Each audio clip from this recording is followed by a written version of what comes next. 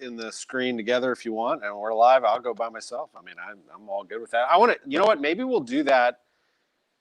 I like that. Maybe we'll be dramatic in introducing our guests, and we'll kind of like bring them into the screen when I introduce them. Just sort of like dramatically bring, like almost as if people don't know who I'm having on the show, and then they just, boom, just appear. So my name is Tom Ackerman. Hello, everybody. That is our producer, Eric Sykes. We have the Garage Happy Hour. It is the show that started at the beginning of this pandemic, and it's a show that I think loosens some people up a little bit, at least for half an hour. Like, that's the whole point, is we just wanted to do that. I'd bring a beer, sitting in my garage. It was suggested to me way back when, end of March, early April, how about having some guests on? After I answered a few questions from people, we had fun for a couple of episodes. And the guests have really been amazing. And I'm very proud to say that tonight we are welcoming our 50th guest to the show, and number 51 as well. Yes, we've reached the 50 mark. That is amazing to me, and it's really because of you. You made this happen by watching the show, by sharing the show, by just kind of getting it and having fun. It's nothing more than me sitting in my garage having a beer, and I just really appreciate it. But I want to bring in some guests because I've been promoting them for the last, 24 hours or so, and we're getting a flood of response for these two great friends of mine, but also people that you know very, very well. I'd like to welcome to the Garage Happy Hour, live from my garage here on Facebook Live and Twitter, my great friends, Missouri Sports Hall of Famers, St. Louis Sports Hall of Fame broadcaster as well, and Mr. Soccer himself, Bill McDermott, is here. Bill, hi, Tom. Oh my gosh, hi. It's so great to see you. I got the St. Louis flag behind me. I always have it behind me, but you know, it's just for you. My Messi, Romario, and Ronaldo shirts behind me. I am fortunately not in my garage. Obviously, it's not as well suited for this as yours. It's just a little too chilly in my garage. I understand. And look who has joined the party. Member also of the Missouri Sports Hall of Fame, St. Louis Media, St. Louis Radio Hall of Fame, the one and only Ron Jacober is with us on the Garage Happy Hour. Ron, how are you? You're really in your garage, huh? I am in my. You want to take a quick little look here? It's a hell of a lot cleaner than mine. It is. We got some fish. Tom, where's the fishing gear? What are you, Virgil Ward? This is a little Zebco. No big deal. It's easy to maneuver. This is a little bit bigger for those big fish. If I ever want to go after that. Got my dad's old tackle box here. Very nice. Still have that going on. And then on this side, we have a bike that nobody uses anymore. That's a snow shovel that we also don't use. This is because it hasn't snowed. That's an old bike that we don't use anymore. And then on the other side is like trash and a big pile of junk that you don't see. Like everyone's garage. Yeah. Right. But it's great to have you both on. Great friends. And I mean this. So when I posted this, I think last week, I said Garage Happy Hour, and I posted all the guests that I've had, and it's a collage of photos. Somebody said, please, Ron Jacober, please. Like they begged me, Ron Jacober. And they've been asking ever since I promoted St. Louis City SC and had Carolyn Kindle Betts, where is Mr. Soccer? Where is Bill McDermott? And they've been asking about you, so I decided to have you both on at the same time. Great friends, and thank you for coming on. And the show's fun. I'm so glad you guys get it and are part of it. And that's kind of what we do a lot of times. For people that don't know, we're not only colleagues at work, and Ron and I worked together for years. I worked for Ron, and he guided me to where I am today. Really, I mean, I followed in his footsteps as sports director at KMOX. And Tom, and Ron is the one responsible for getting soccer on KMOX when we did, I don't know if you recall, Ron, St. Louis Storm games live from the arena. Now, it was a feat in and of itself to get soccer on KMOX live.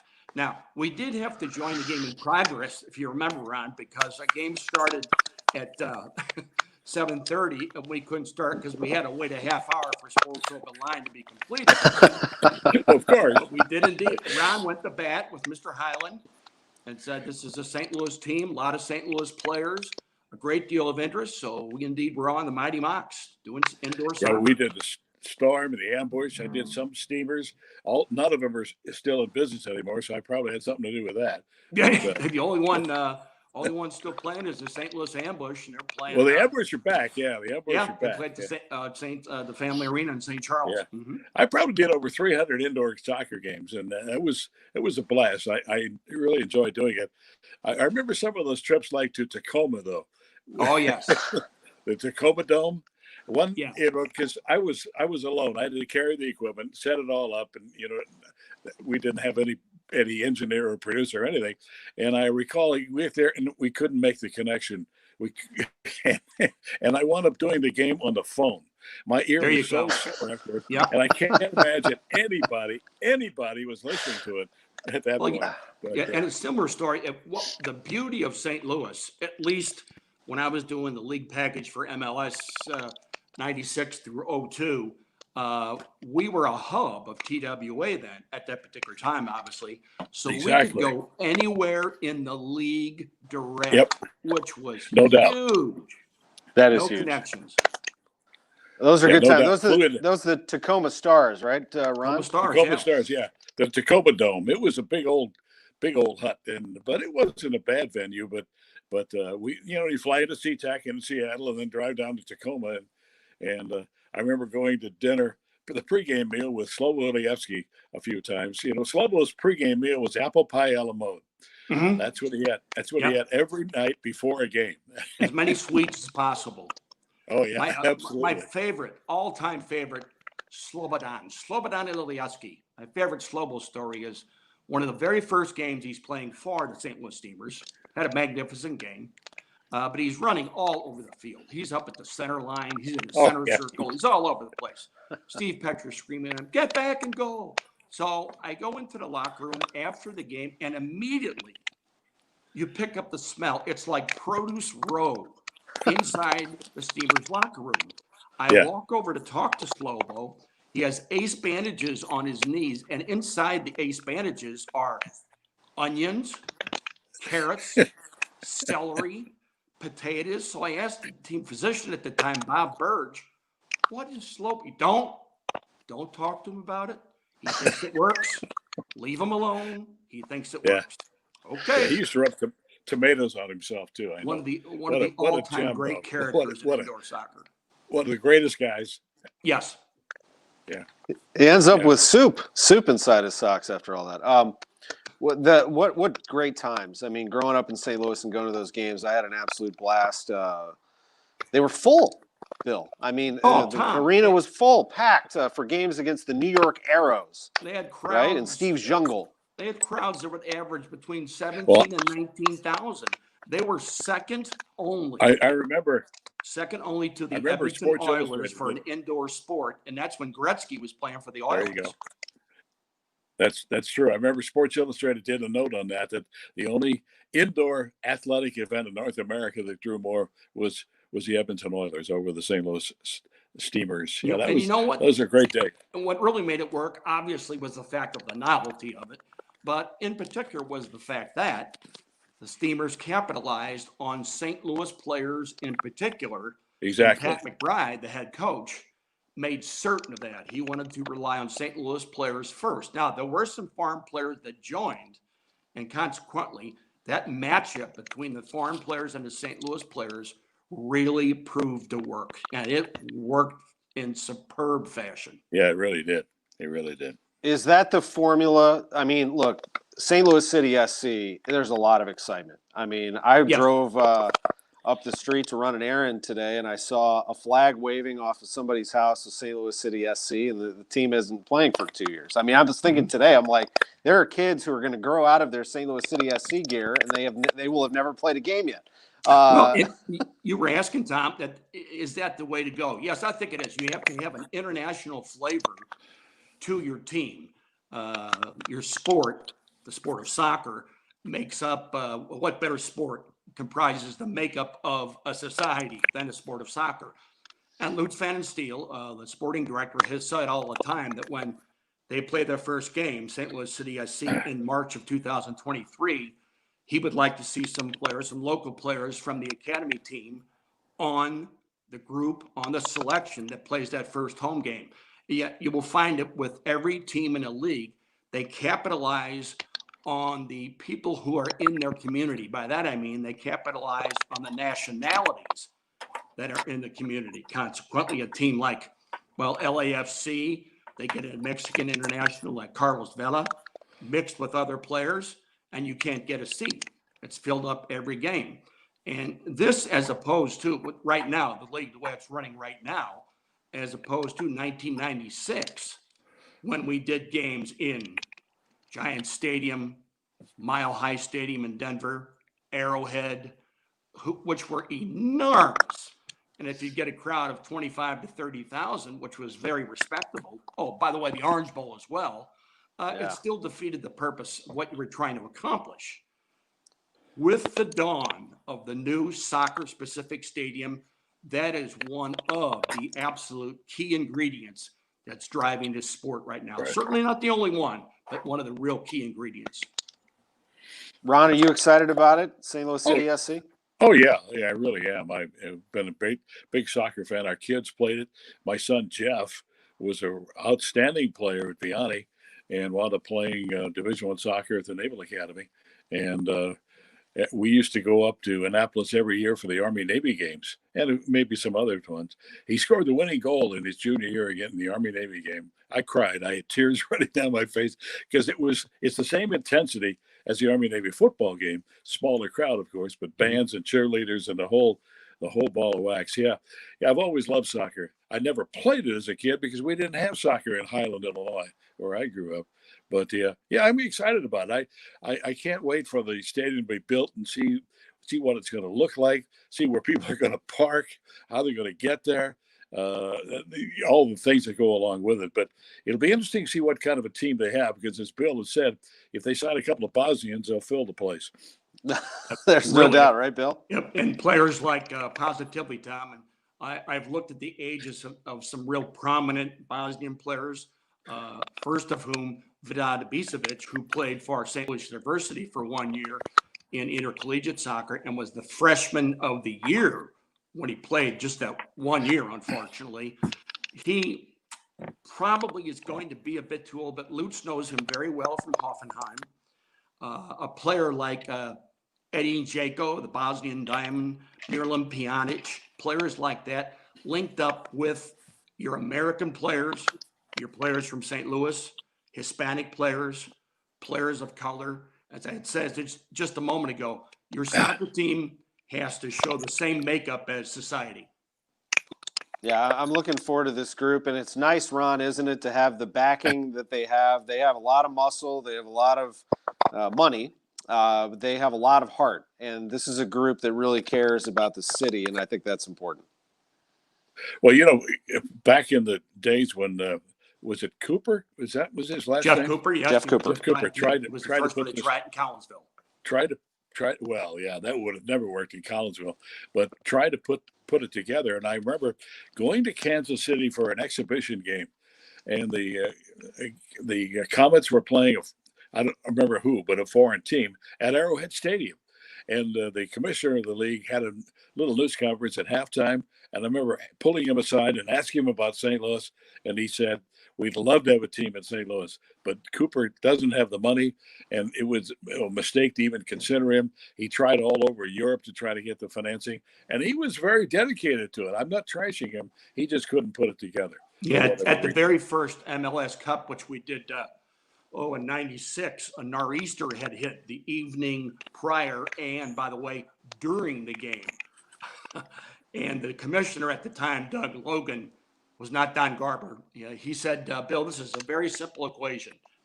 You get owners, you get a stadium, you get a team. Right. And those were the three main ingredients. You had to have an existing stadium plan, a solid ownership group, and a soccer identity in your community. Well, A pluses all the way around ever since Carolyn Kendall Betts and Jim Kavanaugh decided to jump on board and bring this to St. Louis. Yeah, it's going to be exciting for sure. Bill, a follow-up on that. I was asked this on KMOX recently about youth soccer in St. Louis and what will this do for the youth soccer community, which is already strong. And I said, all you have to do is look at Kansas City.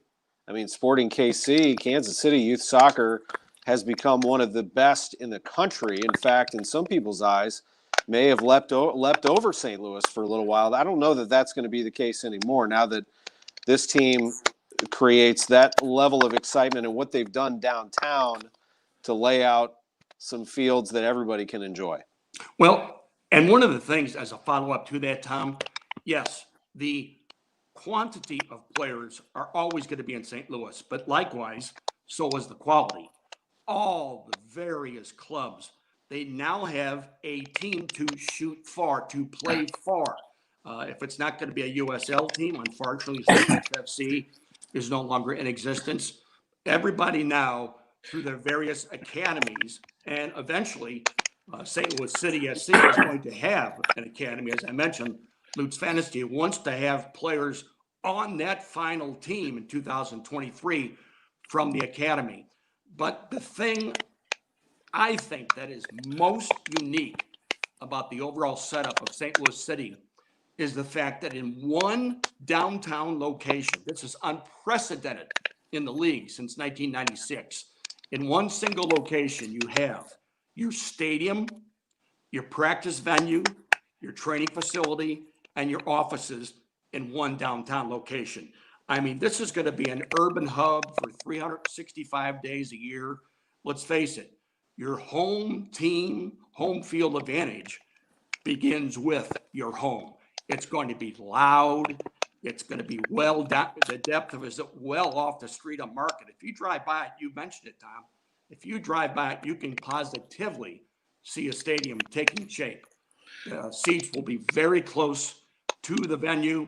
And 2 years from now, the popularity of the sport in our country will only grow more. Yeah, you know, a few years ago at Sports Open Line, when I was still doing it, I made a comment one night and took a lot of heat for it. But I said, St. Louis used to be called the soccer capital of the United States. We're not even the soccer capital of Missouri anymore because of what was happening in Kansas City and in that area. But of course, hopefully that'll change now. But we were looking at them in our rearview mirror, boy. And yeah, you're right. And what literally drove them in great degree was what I said a moment ago, the Soccer Specific Stadium. They were one of the first. And their venue only accommodates, I think, like 18,527, something in that ballpark. And their philosophy was to always err on the smaller side so that a ticket is a must, is a difficult try to get when you're playing home games. And everything took its place from the appearance of Sporting Kansas City. Now, they play attractive soccer as well. And they have a former player in Major League Soccer, and Peter Vermees, who knows the intricacies of the sport in our country, which is a main prerequisite, I think, for a coach and people who get involved with the club. You have to have a feel for what the sport means in our country. Absolutely. You know, optics are really important in sports. You know, you want to create an atmosphere where people are like, wow, I want to go there. I was looking at Ron's pullover there. That's a 2013 Senior PGA Championship pullover, if I'm not mistaken. Right. And, you know, it makes me think about what happened 5 years later with the PGA Championship at Belle Reve. And that was kind of their formula. Like, Belle Reve, they knew, was a little bit smaller of a piece of land, so they're going to put people in there. And did St. Louis ever deliver? You know, Ron, I get tired of getting beaten for events by Indianapolis and Kansas City, and even Nashville. A city like Tulsa has young people living downtown and starting to get some momentum. You know, Nashville. I think that's, you know, there's a Steve Moore checking in. I think that when St. Louis wants to, when they want to deliver, we can really deliver some magic, can't we? And we got to do a little more of that. And Tom, when you arrived on the grounds at Belle Reve, it was transformed into a golf mecca. They did an absolutely fabulous job. And I think one of the things that really drives a big event, like a golf event, obviously, is that so many people play the sport and so many people know how difficult it is, and they want to see how the pros do it. Yeah, that tent out there with the gift shop was the biggest thing I've ever seen. And they were doing busy. They were doing about $1 million a day in revenue in that thing. I mean, I spent far too much money in there. But you're right; it was tremendous. By the way, speaking of that, the 2022 PGA on the Trump's golf course has been canceled. And Jim Holtgren was asked last week in the 101 in the 1-2-3 club meeting whether Belgrade would be in line for that, and he said, "I haven't heard a whisper about that. I don't think they would want it back that quickly if they want it back at all." A golf course like that has to host a major. The members give up that golf course for months at a time, and they pay a price for it. Now, yeah, the course gets improved and things like that, but still, the membership is not all that crazy usually about giving up their golf course for months at a time to host the PGA. Bellerive is really, Bill, you guys play. Bellerive is really the only course in this metropolitan area that can hold even a major. Now, Glen Echo is going to. No, Norwood Hills. Norwood Hills is going to host that for the senior event. That's a little bit different. That's not as big, although it's going to be very nice. It's not as big of an event. But, Holtgren said he didn't think that Bellerive had any interest in jumping in on the 2022 PGA. Yeah, it'd be tough. Yeah, it'd be tough. Not speaking for them, but it's a lot to do in a short amount of time. And like you said, it's a lot on the members. I would say that'd probably be a better fit for like a Beth Page who just did it in 2019. They could do it in a heartbeat and probably do a really good job with it, and it would stay in that area in the Northeast and stay in New York. But Ron, you think about that event and about what St. Louis can do. I mean, you pull no punches. You just mentioned on your Sports Open line where you took a little heat for speaking the truth. Kansas City had passed us in that area. When you see St. Louis, what do you see? Like what from a sports standpoint, or just how do we get from a convention standpoint, from a hosting standpoint, how do we get to where we want to be? Well, the biggest problem, I think, is the reputation that St. Louis has of being a very dangerous city.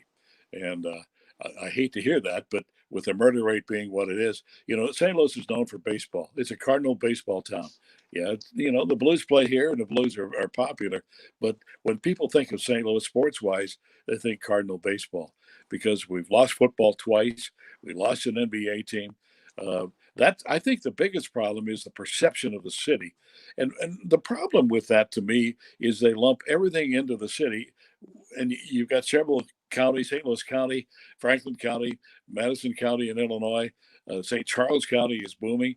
I mean, it's one big metropolitan area, but, they see a crime rate in the city of St. Louis and we're not going there. I think that's a big problem. I think. Well, and one of the things, as a follow-up to that, Ron and Tom, one of the things that was absolutely mandatory when Don Garber and the executive decision makers from Major League Soccer, the expansion committee, it is now mandatory that your venue be in a downtown location.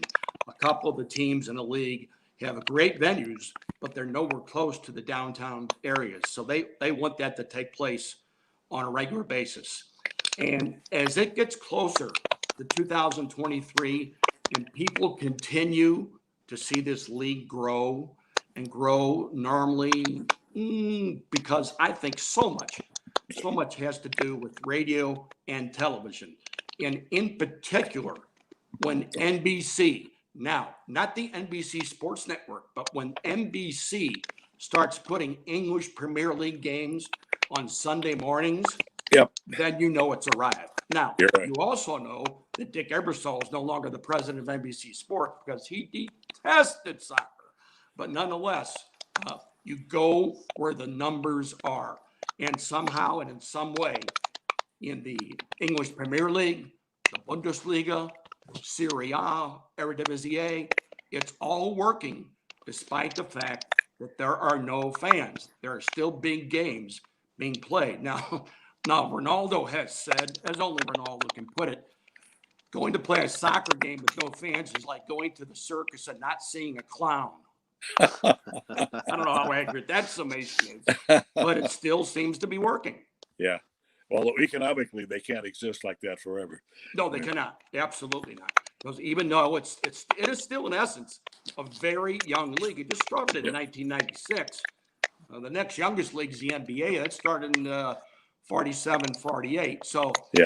no, it has gained unbelievable numbers in acceptance, advertising dollars, exposure for the sport. But it's still a sport that's in the United States considered by many to be a foreign sport, where nothing could be further from the truth anymore. Remember the old days, soccer made in England? Was that Soccer made in Germany, hosted in Germany by with Toby Charles? Toby Charles, and at that particular time, the St. Louis Stars were in town, and they played their home games at Francis Field, and they Right. would send us a 50-minute piece. So consequently, you had to do a 5-minute intro and a 5-minute close. So John Sewell and I would host John Sewell's Soccer Locker prior to the game starting. Then when the game was over, we'd talk about the game and then about what was upcoming with St. Louis Stars. And that was the first time anybody on a regular basis saw players like Gerd Miller, Franz Beckenbauer, Wolfgang Yeah. Obrecht, Gunter Netzer, players we had only heard of but never seen before. So that was really, really one of the prime movers in getting the soccer interest in St. Louis even elevated more so. Soccer Locker. I'm writing this down. Soccer Locker. John Sewell's Soccer Locker. Coming up with some ideas for coverage of St. Louis City SC when they get going here in a couple of years. Ron, what were you going to say? I remember Toby Charles. Oh, what a goal that would have been! Somehow that always stuck in my brain. He had that British accent, and there was a dog, a security dog who was doing whatever behind the goal. And I think Rudiger Abramczyk took a shot and missed it. And Toby said, "Oh, he hit the Alsatian, but he couldn't hit the back of the net." Bill, I wanted to talk about each of your careers. Bill, you have been all over the world covering soccer and calling soccer. Is there one match that stands out to you that you were able to be a part of? Yes, one that I was a spectator at, Tom, and then one that I announced. The one that was a spectator was the World Cup final. Well, I should say the overall World Cup in 1970 at Azteca Stadium when Brazil won the World Cup, with Pelé playing in his last World Cup and still largely recognized as the best national team ever assembled. The best game I ever announced, had the most fun at, was at the 1998 World Cup when Argentina played England. Now, there's a backstory to those two countries playing each other. Number one, the Falklands War. Number two, there was a big to-do at the 1966 World Cup when Argentina had a player sent off, Antonio Ratin, their captain. He wouldn't leave. He argued. It took 15, 20 minutes. And then customary at the end of soccer games, players would have changed shirts. And Alf Ramsey, the coach of England, said, "We're not changing shirts with those animals."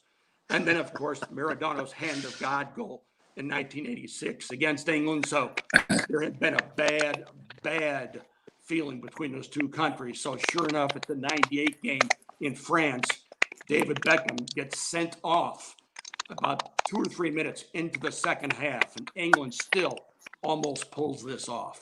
So yeah, Brazil in 1970, Argentina, England in 98. And Ron, you've done it all. I mean, you've been the voice of the Blues. You've covered every sport imaginable. You've called countless games of just about every sport across the country. If I had to guess what's near or at the top of your list, personally for me, because I got to witness it, was you going to Sydney to cover the Olympics for Westwood One. That was pretty special. Yeah, that was really special. I think, people ask me, and I done thousands of interviews, and did Cardinal baseball, did Blues hockey, did college basketball on ESPN, and we talked about soccer. But that was, to me, the prime assignment of my career. It was the most intense thing I've ever done. I was there for almost a month. I was the head update guy on CBS Radio. I did over 500 updates during the games, and I had to do 3 an hour. It had to be exactly 3 minutes, and I had to write these things. And I did have a producer that helped with sound. We we had reporters in the field, that kind of thing. But it was a blast. I was exhausted when it was over, but it was so to me so exciting to be in that venue with everything going on. I the where the media stayed was an old mental hospital, which I thought was appropriate. There were 5,000 media members, 5,000 media members housed there, and we had like a 20-minute bus ride to the Olympic venues. But I would get off about midnight. I'd sleep till maybe 7 o'clock, get up, because the only way I could see games was to go in and watch games. So I remember watching some basketball. I watched the U.S. swimming team win gold medal, and went to a lot of track and field. But it was a lot of work. But it was remarkable being in that environment. Yeah, that was pretty special. I really liked that. Yeah, the fever, the absolute fever, Yeah. Tom. I'm sure Ron will agree. You just talked about it, of a world event, and in particular at the World Cup. And that's when the Americans, that was the seminal event for the sport of soccer in our country, the World Cup coming to the United States in 1994, when the American fan finally realized that, oh, now I see, this is a country against a country, not a city against a city. So the very first game, one of the games I did in Stanford, it was packed, sold out, every game was. But game number 4, when Italy played Ireland at Giant Stadium, just the 4th game of the World Cup, and Ireland upsetting Italy. One side of the stadium was Italy, one side of the stadium was the Irish fans, and the World Cup in the United States took off from there. And to this date, when the World Cup started in 1930, the United States leads in average attendance 68,991 at every game. Wow. we mentioned the Olympics in Sydney. One of my fresh memories was Tommy Lasorda. He was the manager and the coach of the U.S. national team, and they won the gold medal. But Tommy was out of his mind during that event. He was raving about the pitching staff. This team could play in the National League. I think we could dominate the National League. And they brought him into our studio one time for an interview, and the foreign press couldn't understand what this guy was all about, because he was just wacko. But a couple of very quick stories about Lasorda. One night, the Cardinals were playing the Dodgers a day game, and Tommy was still the manager, and Randy Carricker and I were doing Sports Open Line that night, and Tommy made a couple of moves during the game that we thought were really questionable, and they lost the game to the Cardinals. Then we turned to the fact that he pitched to Jack Clark in the 1985. Tom Niedenfuhr pitched to him, and Clark hit the 3-run homer to propel the Cardinals into the National League Championship and the World Series. Well, we went to break. The producer said, Lasorda's on the phone. I said, yeah, right. He said, no, he is. He was with Charlie Gino, and for some reason they had the radio on. So there we go. Tell me, how are you? What do you guys know about baseball? You're idiots. You're second guessers. You know what a second guesser is? That's the guy that can't get the first guess right. And on and on and on and on. So we said, Tommy, you shouldn't have pitched to Jack Clark. Well, you don't know who up was behind him. Well, it was Andy Van Slyke. We said Van Slyke. Well, there was this pregnant pause because he realized, oh, hell, they knew. And it went on for 7 or 8 minutes. And finally I said, Tommy, one of the great things about baseball is that we can manage along with you, and that's part of the fun. Yeah, right, he said. And I said, Tommy, we love you. And they hung up. And the other brief story was he was the guest speaker at the men's dinner against cancer a number of years ago. I emceed those dinners for about 10 years. And so I had to introduce him. And so I thought, well, he's got to be over this by now. So as part of the introduction, I played Jack Buck's call of the Jack Buck home run. Oh my God, was he? Oh, if looks would have killed, I'd be a dead man. He was really, really, really angry with me. So he took that to the grave with him. He never got over that Niedenfuhr that Niedenfuhr gave up Clark home run, because he should have never pitched to him. He should have walked him and taken his chances. But Clark was the only guy that could beat him, and he did. And if you remember the video of that, Pedro Guerrero was a left fielder, and Pedro threw his glove down like a he did. Finger. Mhm. when the ball sailed over his head. But that's Yeah. a couple of Lasorda stories that reminded me when he died a couple of weeks ago. Yeah, I thought of you, and I've thought of you a lot because of what's happened in the last year with the passing of so many greats and your connection to them, Ron. And, Oh, Tommy, what he did there showed you the power of the radio station and the Cardinals, and, that he would call in and interact with you. It was yeah, really, really fun. I right. actually, similar story, actually, as I was doing an event for Matthews Dickey Boys and Girls Club, and we were celebrating. This is how much these managers hang on to this. We're celebrating the career of Jack Buck. And we were playing old highlights of Jack, and Tony La Russa was being honored that night. This is at the MAC. And Tony's sitting in the crowd, and he's smiling along as we're talking about Jack. And I'm like, and now let's listen to some of the great highlights of Jack Buck's career. And highlight number 2 was Kirk Gibson's home run off Eckersley. And everyone's smiling. And I look, and La Russa is glaring a hole through me. He can still, it still gets him. Game 1 of the 1988 World Series. But I thought of La Russa, and I wanted to kind of segue into that, Ron, because I gave you a lot of credit in a meeting we had at the station the other day where we were singing the praises of Mike Schilt and how he does such a great radio show on our station. And I said, this really goes back to Tony La Russa and Ron Jacober doing the show together. That actually was radio history, in that Ron created that environment for Tony to make him comfortable, and Tony did a show taking phone calls that was kind of unheard of. Yeah, it really was, and it was a challenge. He had never done that before, and I prepared more for that hour than probably anything else I was doing in those days. But I got along with him really well. I remember when we started, I said, "Now, Tony, we're gonna have a producer screen the calls." "Oh no, bring them on." I said, "No, Tony, you don't want to do that because they could be intoxicated. They could be anyway." So, but he answered the phones. Now, the funny thing about that is, he would hang up during commercial breaks, and the producer would have to call him back. I don't know why he thought he would save those 2 or 3 minutes, but he did. But he paid me one of the best compliments I've ever had about baseball. He said one day, "I respect your passion and your knowledge of the game." And I thought, coming from Tony, that was pretty good. Yeah, almost 10 years I had him on Sunday morning, and even day games. When they were in East Coast with a noon start, he still wanted to do it then. I said, we can work it out so we can do an hour. No, that's all right. I could, he would sit in his office and close the door and do that show. But he was a different guy in that show than people saw him in the post game. The Tony TV, because he was forced to do that on Fox Sports Midwest right after the game. Tony needed time to cool down. He needed some downtime, but he was almost friendly on Sunday mornings, and he answered the questions and "Tony, how are you?" Ask me after the game. He would say that frequently, but Mike Shannon said one time, one reason why Tony La Russa was more accepted in the city was because what he did on sports on a Sunday morning on KMOX, because he came off as being human at that point, not that surly SOB that he was after games a lot. Mm-hmm.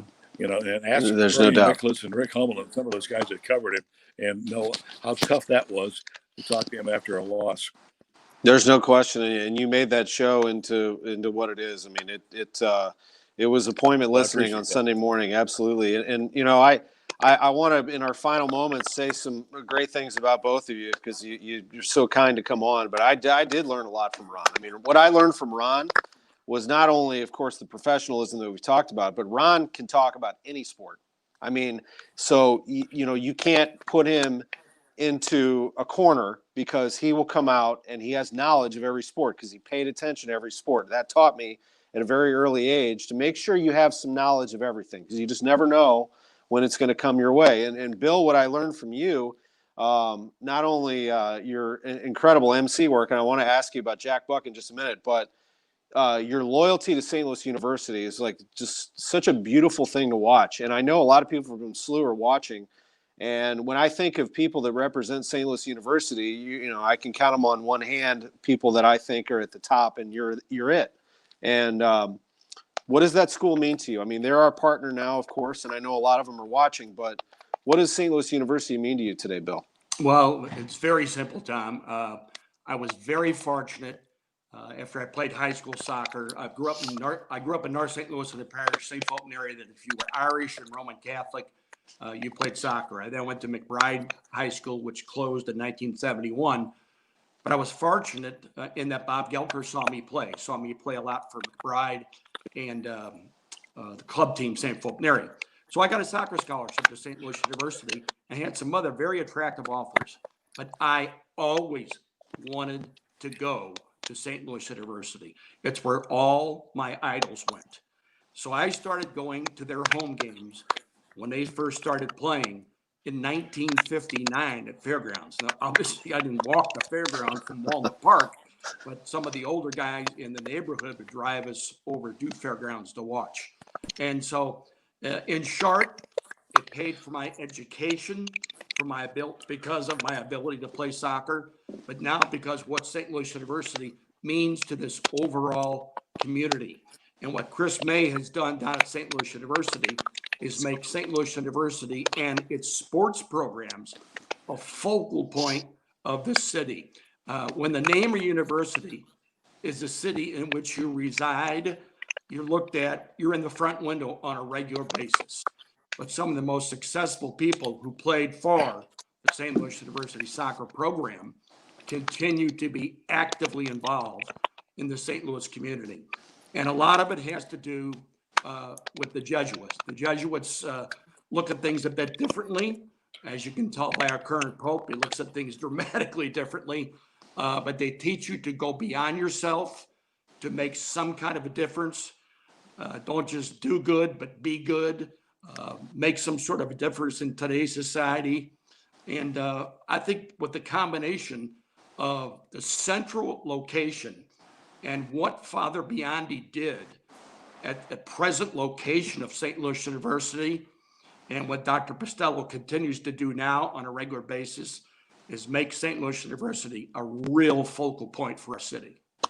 It's very well said. And before we go, thank you to our sponsor, Ameren, Illinois. And, of course, thank you to KMOX for helping me with this platform. This has been fun, and to get these two guys together. So I wanted to ask each of you, and I'll start with you, Bill, to kind of wrap up what the letters KMOX mean to you. And I'd imagine that so many of your interactions with Jack Buck are near the top of the list there. Without any question whatsoever. Can't believe you brought up this question, Tom. I don't know if you've seen this new entity on the internet called Storyworth. Well, Storyworth. Storyworth. My daughters gave it to me for Christmas, and on a weekly basis, they gave you a different question. And things such as, what was your first job? What was your father like when you were growing up? Where did you vacation? Things of that nature. Well, my dad was a produce broker down at Produce Row, so he had ludicrous hours. So I would remember sitting by his bedside, listening to The Shadow and the Green Hornet. Now, if that doesn't immediately give away my age, but then also when going to my grandmother's house on occasion from St. Fulton area, when my mom was working, I would go to her house for lunch, and she would be listening to KMOX. And that's when I first listened on a regular basis with Arthur Godfrey and Rex Davis.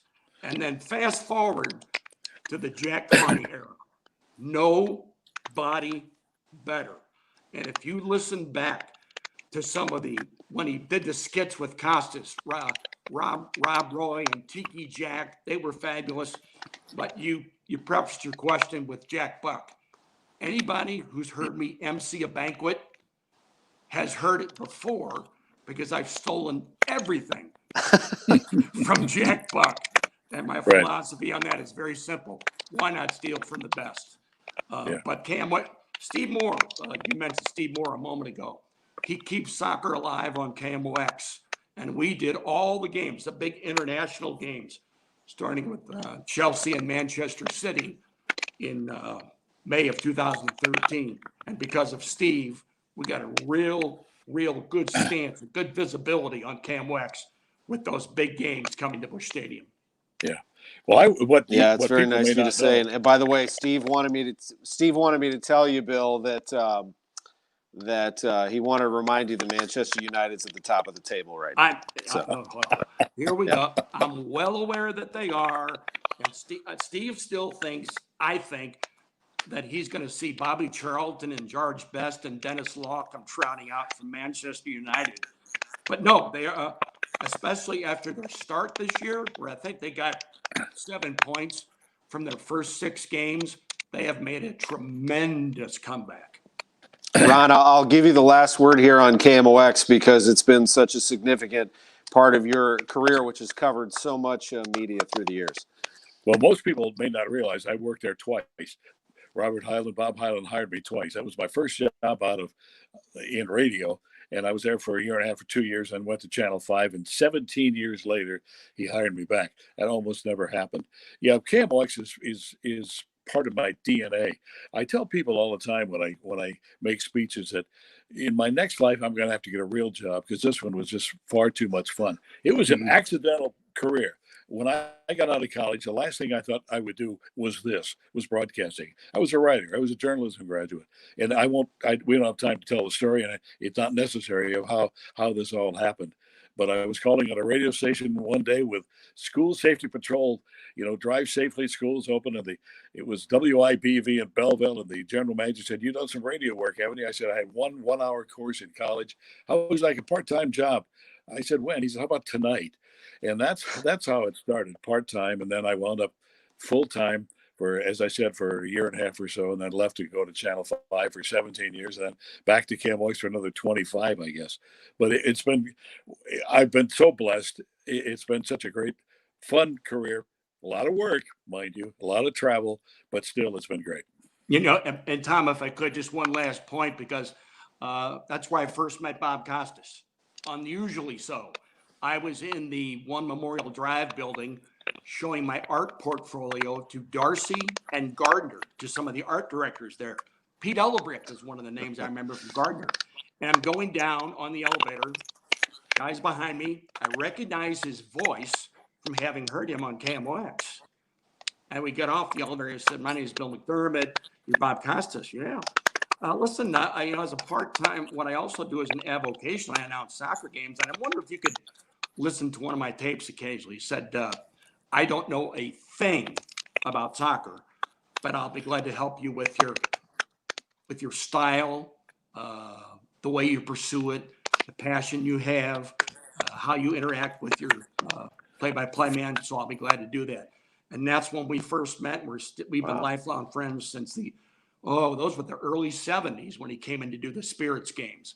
And on many different occasions, when I've had to have a reference, I just have Bob call the particular person who asked for a reference. And then I'll get a call back from the producer. "You got Costas calling me?" Not a bad guy to have in your pocket, right? Yeah. What a roster of alums we have at KMOX, and both of you are big parts of it, and both of you are huge parts of St. Louis. And now, guess what you are? You are Garage Happy Hour alums. Numbers 50 and 51, Tom. Wow. And Ron. Yeah. Adam Wainwright and Willie McGee. How about that? 50 and 50. Yeah, how about that? Yeah. Love it. Guys, I mean, I could go all night. I really could. It's 6:22 here Central Time. This is live now. This is going to be replayed for people to watch, so they'll be able to watch this until the end of time. We will have this archived, so you can always go back. But I do want to direct people to KMOX so that they can listen to Kevin Wheeler do Sports Open Line. He just got started, so I want to make sure that people go back to the radio. But guys, thank you so much for being with us. We're sponsored by Ameren, Illinois, and we've had Bill McDermott and Ron Jacober with us, and I really, really appreciate it. It has been an amazing night. Ameren, Illinois has been an incredible sponsor.